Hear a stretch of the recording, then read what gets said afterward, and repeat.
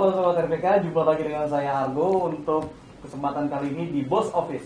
Dan kali ini kita bersama-sama kembali lagi ke meja kerjanya Pak John Palinggi. Dr. John Palinggi ini, Sobat RPK, adalah seorang Dewan Penasehat Kadin DKI Jakarta. Kemudian juga adalah seorang Ketua Umum dari Asosiasi, saya lupa ya, saya baca dulu nih. Asosiasi Rekanan Pengadaan Barang dan Distributor Indonesia. Asosiasi Rekanan Pengadaan Barang dan Distributor Indonesia atau ARDIN. Dan juga untuk kegiatan sosialnya, lintas agamanya adalah juga Dewan Pengurus Pusat dari BISMA, yang adalah singkatan dari Badan Interaksi Sosial Masyarakat. Pak John, ya. Terima kasih untuk waktunya. Terima kasih. Banyak perkembangan dan progres yang terjadi untuk kehidupan sosial di negara Indonesia ini, Pak John. Sekarang kalau misalnya sebagai seorang orang yang suka melakukan usaha-usaha untuk perekonomian, Pak John sendiri bisa nggak kasih gambaran secara luas kali ini di Indonesia di tahun 2020 ini kondisinya kayak gimana nih, Pak John? Iya, kalau kita kembali mulai Maret 2020, semua orang tidak menyangka bahwa kan ada pandemi COVID-19. Pandemi artinya penyakit yang menular di mana-mana. Jadi penyakit yang menular di mana-mana. Kalau penyakit menular saja belum tentu pandemi. Nah, penyakit menular di mana-mana, semua negara bangsa di dunia, bangsa-bangsa di dunia kena. Tidak terkecuali. Dan ini adalah saya anggap suatu samudra lautan penderitaan yang harus kita lalui. Dan kita sedang berada di sana sebagai bangsa Indonesia. Nah, kondisi ini tidak terlalu mendadak. Harus kita memenuhi berbagai persyaratan. Persyaratan mengenai protokol kesehatan, harus pakai masker seperti ini. Kemudian harus jaga jarak, kemudian cuci tangan. Padahal dulu kecil saya sudah diajari cuci tangan, tapi sekarang pun juga harus cuci tangan, kan harus nurut. Iya, betul. Nah, itu mengakibatkan terjadinya jarak antara individu, antara kelompok masyarakat. Ya, jarak itu sangat jauh, jarak psikologis. Dan itu sangat menentukan bagaimana kita bisa memaksimalkan hasil usaha atau hasil kerja. Itu ditentukan dari psikologi keadaan kejiwaan kita. Sekarang ini kejiwaan semua orang khawatir, takut dan lain-lain, bahkan menganggap orang lain itu penuh penyakit. Ya, kita aja ini harus jaga jarak ini. Sebab apa? Bahkan udara ini kita anggap sudah tercemar. Ya, saya memahami dalam ilmu yang saya pelajari sebagai konsultan keamanan, kalau kita seperti ini seharusnya telah terjadi namanya perang senjata biologi. Udara sudah tercemar dengan nuklir, udara sudah tercemar dengan virus. Maka kita harus tutup terus. Nah, saya kadang-kadang buka ini, saya takut tekor O2 saya di paru-paru dan saya malah sakit gitu. Kadang-kadang saya buka kalau tidak ada orang. Nah, berbicara masalah dampak psikologi ini luar biasa. Dari sudut kesehatan kita harus berhati-hati memang. Jangan pernah memain dengan kesehatan. Karena kesehatan itu adalah salah satu keberuntungan hidup. Kesehatan itu adalah salah modal utama untuk meneruskan kehidupan. Jadi harus hati-hati. Ikuti saja petunjuk pemerintah. Tetapi satu sisi ini kan mengakibatkan semua orang bisa tidak bekerja secara efektif. Dunia bisnis itu terhempas, betul-betul terhempas, jatuh. Sangat terdampak negatif, dampaknya negatif. Saham anjlok, pabrik tutup. Di gedung saya sini saja sejumlah perusahaan juga mengalami stres dan di pabrik-pabrik memecat karyawan. Semua di hotel tutup, semua tutup semua. Terjadi penurunan ekonomi yang sangat signifikan, dahsyat. Dan mengakibatkan semua negara-negara di dunia limbung untuk mengatasi persoalan ekonominya. Kita ini di bawah pimpinan Bapak Presiden Jokowi, saya lihat semula memang itu Puncang juga. pertama itu tidak ada, rasanya masing-masing bisa berbicara ahli-ahli dan kurang koordinasi antara daerah dan pusat. Tapi akhirnya pertengahan kurang lebih 3-4 bulan ini saya melihat sudah koordinasi sudah bagus sehingga bisa berjalan. Salah satu sisi adalah kesehatan berjalan untuk menanggulangi pandemi COVID-19, dan satu sisi dibuat keseimbangan sedemikian rupa supaya ekonomi produktif, supaya manusia produktif, dan keseimbangan antara ekonomi dan kesehatan.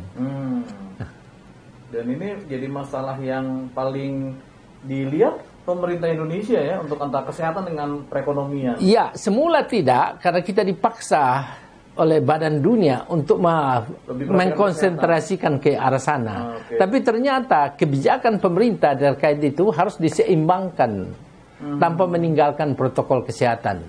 Karena tidak mungkin kan orang sehat tapi tidak ada makan. Sebaliknya orang ada makan tapi tidak sehat. Dua-dua penting. Pemerintah melihat hal itu dan sekarang saya kira program strategis telah berlangsung sedemikian rupa. Penciptaan stimulus ekonomi, pembebasan listrik, pembebasan pajak bagi pengusaha dan lain-lain semuanya, pemberian bansos dan lain-lain, tunjangan bagi karyawan yang di PHK. Saya kira itu sudah berlangsung dengan baik. Kalau Pak John sendiri ngelihat ini prioritasnya lebih ke kesehatan atau prioritasnya lebih ke ekonomi? Kalau saya lihat sekarang ini dua-dua simultan dibuat keseimbangan untuk mengatasinya. Memuaskan nggak Pak John sebagai pengusaha? Kalau dilihat, kalau saya sebagai pengusaha, kita tidak ada masalah. Kita ikuti apa yang dibuat oleh pemerintah. Karena tidak mungkin pemerintah membunuh rakyatnya atau membuat susah rakyatnya. Itu pikiran saya. Kita ikut saja sebagai pengusaha. Sebagai pengusaha yang benar, tidak boleh banyak mengeluh, pesimis seperti itu bukan pengusaha. Ya, sebaiknya jangan jadi pengusaha kalau hanya itu. Waktu untung dia tidak pernah banyak bicara. Tetapi waktu rugi, orang lain yang disalahkan minta bantuan pemerintah. Ini bukan pengusaha. Ini harus mencoret diri atau dicoret sebagai pengusaha. Ya, jadi jangan menambah beban orang lain karena kita pengusaha. Pengusaha itu sanggup mencari celah pemecahan masalah yang dihadapi, dan itulah pengusaha yang piawi dan profesional. Kalau dia tidak bisa mengatasi masalah perusahaannya, dia bukan pengusaha yang profesional. Dia mencoba-coba dan bahkan mencari kambing hitam kalau dia kredit macet. Masalah perusahaan saya tetap berlangsung baik. Tidak ada masalah. Tidak ada kredit macet, tidak ada apapun masalah dengan pihak lain, tidak ada masalah. Udah hampir 30 tahun di sini. Baru 32 tahun di gedung ini. Udah lebih berarti. Di lantai 25. Saya sudah 44 tahun berusaha tanpa cacat dan tidak cedera. Itu cacat itu, catat.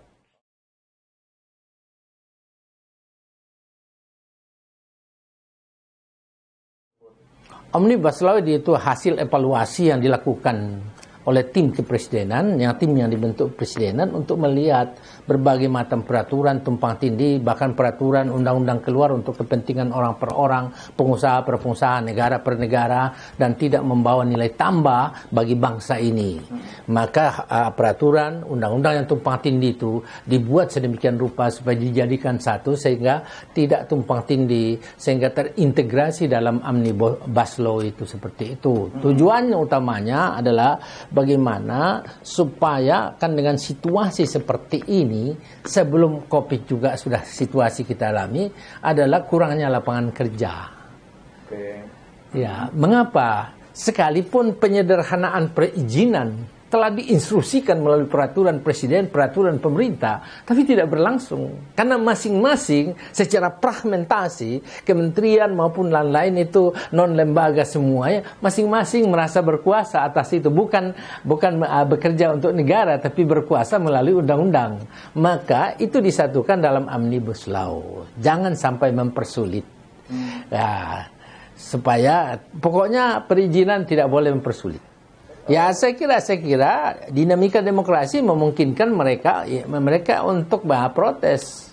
Ya, tidak ada masalah di bangsa ini mengemukakan pendapat ataupun memprotes, termasuk mendukung, tidak ada masalah. Kan itu sepanjang dilakukan sesuai aturan dan hukum yang berlaku. Jadi tujuan utama Omnibus Law ini sebetulnya supaya penciptaan lapangan kerja itu bisa ada. Karena masih sampai 15 juta orang butuh ini ke depan, orang muda itu butuh lapangan kerja.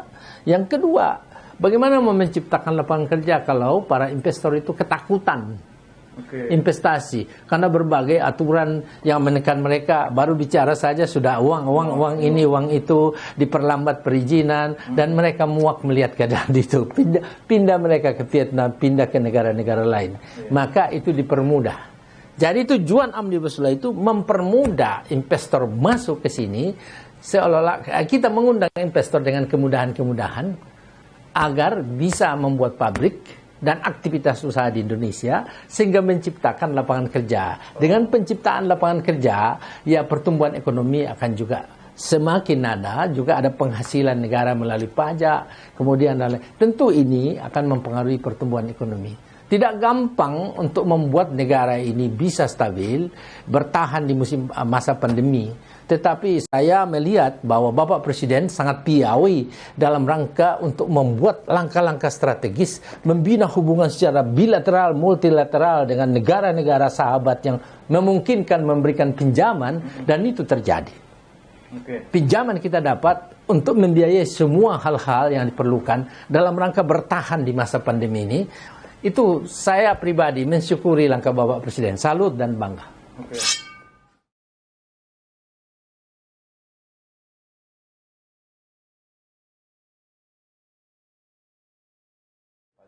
Ya, kalau hasil Omnibus Law itu kan akan lihat nanti sesudah ada misalnya peraturan pemerintah diterbitkan dengan satu detail daripada pelaksanaannya itu, barulah para menteri-menteri yang terkait dengan termasuk gubernur, bupati, wali kota untuk menyesuaikan diri tentang pelaksanaannya.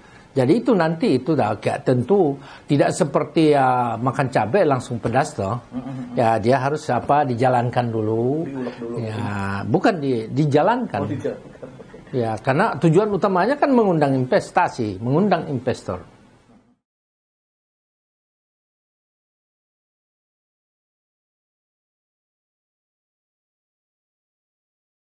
Dari dulu juga soal Papua, Irian Barat, Papua dan Papua Barat itu menjadi isu selalu oleh orang-orang tertentu bahwa ada kesusahan, ada apa. Tapi sebetulnya kalau dilihat dari segi pendapatan nasional yang dibantu oleh Papua kan cukup besar. Itu soal alokasi aja. Dan kedua, aspek kejujuran dalam pengelolaannya.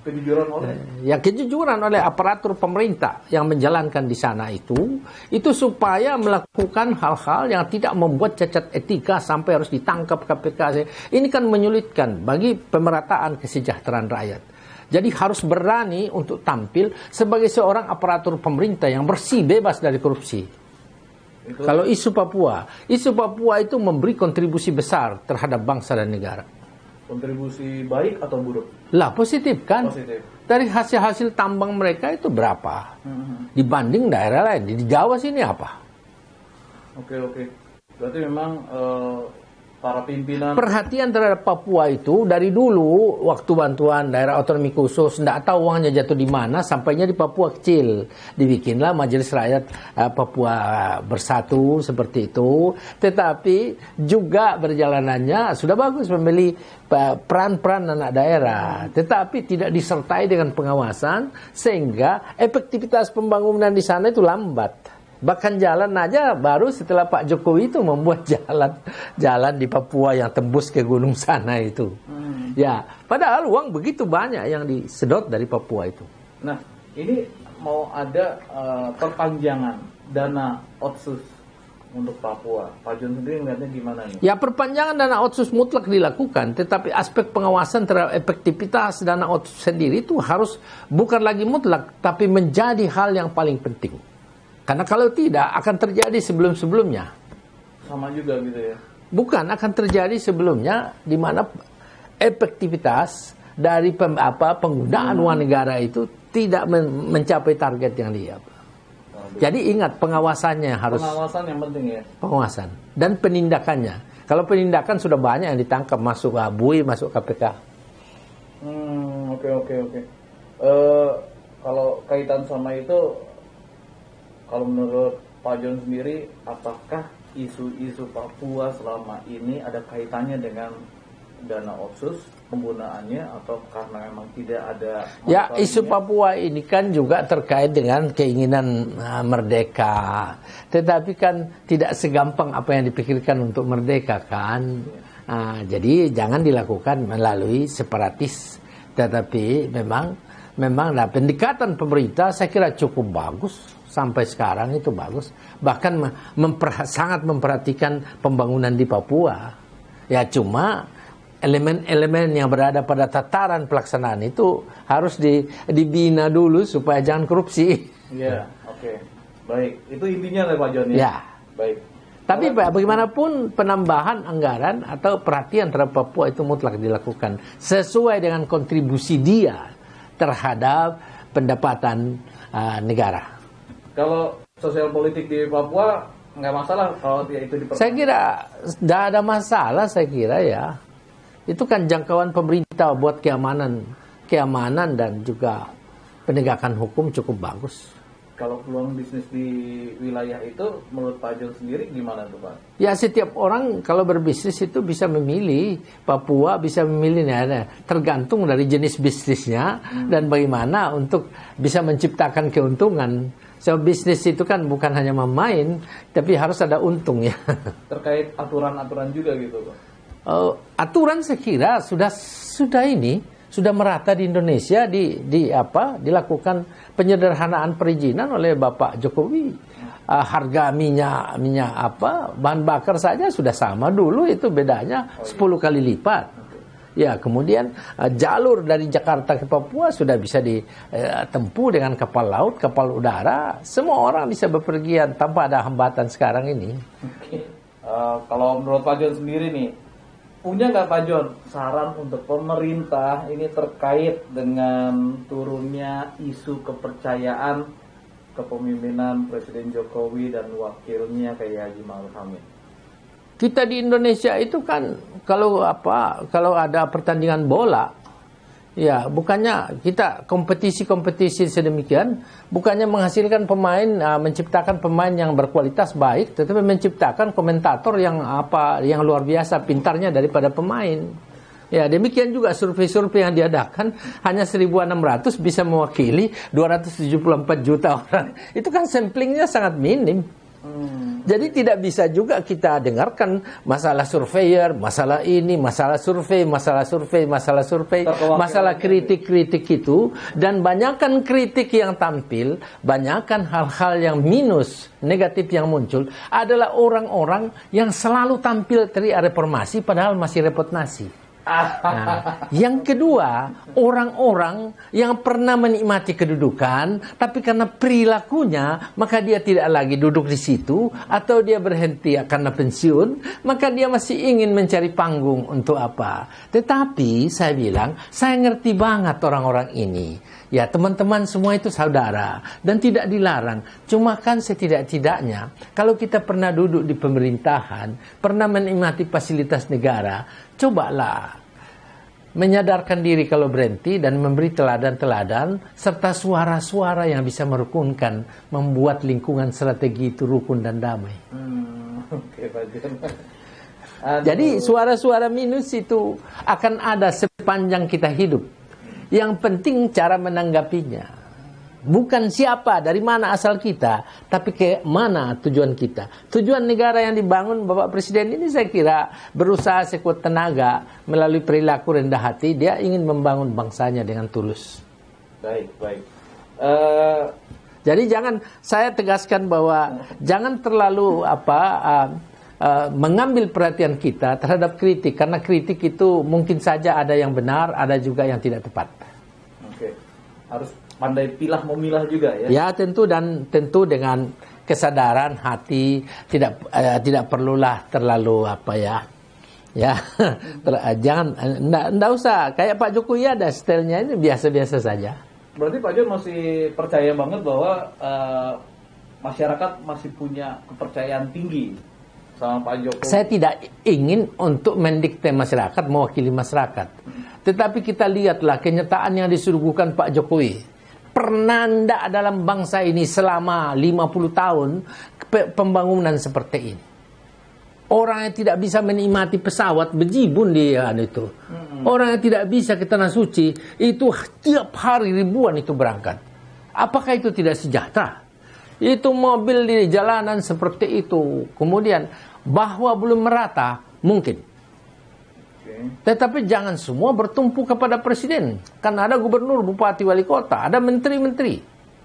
Ya, seperti itu. Jadi jangan semua ditimpakan ke Bapak Presiden, tetapi hargai prestasi-prestasi, diplomasi dia untuk membangun negeri ini sehingga dipercaya oleh negara-negara kuat di dunia untuk bisa membangun negeri kita. Iya. Apalagi udah ada jalan Presiden Jokowi di. Nah, itu salah satu. Oke. Apakah kondisi seperti yang Pak John bilang itu semuanya harus Pak Jokowi atau karena masyarakat terlalu percaya sama Jokowi daripada yang lainnya gitu? Enggak, saya kira itu tantangannya juga beda. Dimensi waktu dan tantangannya berbeda. Presiden-presiden sebelumnya tantangannya berbeda. Yang ini tantangannya karena zaman dulu itu tidak ada informasi teknologi, tidak ada medsos, tidak ada apa, orang bebas berbicara. Kalau sekarang kan ada semua bisa menghina orang langsung di medsos apa, semuanya seperti itu. Dan kita beda di Indonesia.